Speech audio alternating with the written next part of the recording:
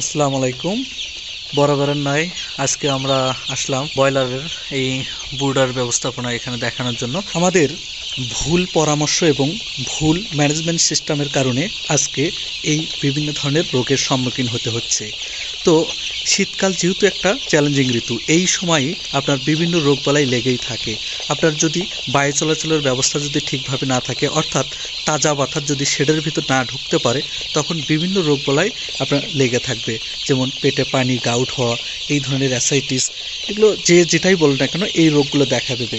কিন্তু এই যে এখানে যে বাচ্চাগুলোর আপনার পরিস্থিতিগুলো দেখছেন, এটা হচ্ছে অর্থাৎ ব্রুডার নিউমোনিয়া। এই ব্রুডার ব্যবস্থাপনা ভালো না থাকার কারণেই আজকের এই ব্রুডার নিউমোনিয়া আপনার হয়ে যাচ্ছে। তো শীতকালে আপনি ভাববেন যে হয়তো বা আপনি তাপমাত্রাটা বেশি দিয়ে রাখবো, তাই হয়তো বা এই বাচ্চাগুলো ঠিক থাকবে। আসলে না, নির্দিষ্ট একটা তাপমাত্রার কারণেই, অর্থাৎ প্রত্যেকটা জিনিস নির্দিষ্ট তাপমাত্রার মধ্যেই থাকতে দেওয়া হয়।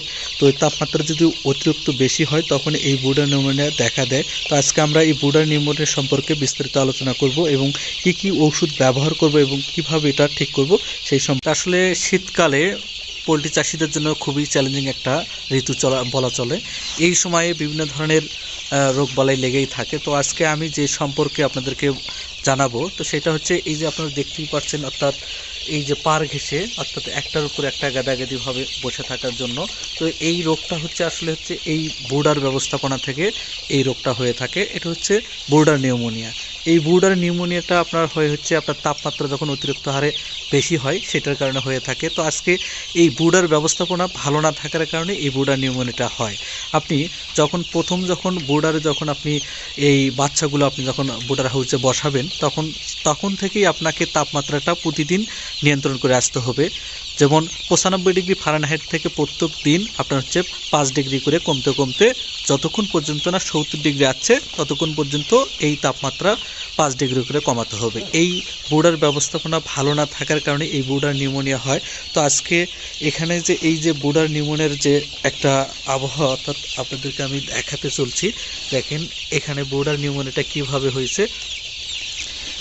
বাচ্চাগুলো একটার উপর আরেকটা গাদাগাদি হবে আছে। আপনি হয়তোবা ভাববেন যে আসলে এখানে মনে হয় তাপমাত্রা কম হয়েছে, আরও তাপমাত্রা দেই।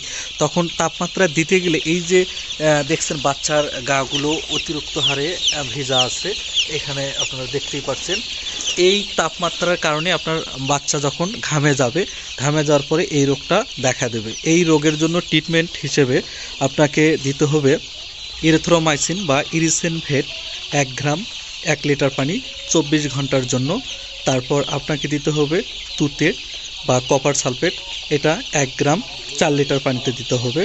তারপর নিপ্রোকেয়ার দিতে হবে রাতে 1 মিলি 2 লিটার পানিতে। এভাবেই আপনাকে এই ব্রুডার নিউমোনিয়ার হাত থেকে রক্ষার জন্য আপনাকে কন্টিনিউ এই ওষুধগুলো চলমান রাখতে হবে, না হলে এই ব্রুডার নিউমোনিয়া আপনি কন্ট্রোল করতে পারবেন না। তো আজকে আমি এই যে আপনাদেরকে ব্রুডার নিউমোনিয়া সম্পর্কে বললাম, তো এইটাই আজকের যে আমার মেসেজ ছিল আপনাদেরকে বলার জন্য। এই যেহেতু শীতকাল আপনার চ্যালেঞ্জিং সময়, এটা আপনি ভেন্টিলেশন প্রক্রিয়াটা ঠিক রাখবেন, না হলে পেটে পানি জমবে। তো সেই দিক বিবেচনা করে যেখান থেকে আমাদের ভিডিওটা দেখছেন এবং দেখতে থাকুন। আজকে এই পর্যন্তই ছিল। ধন্যবাদ।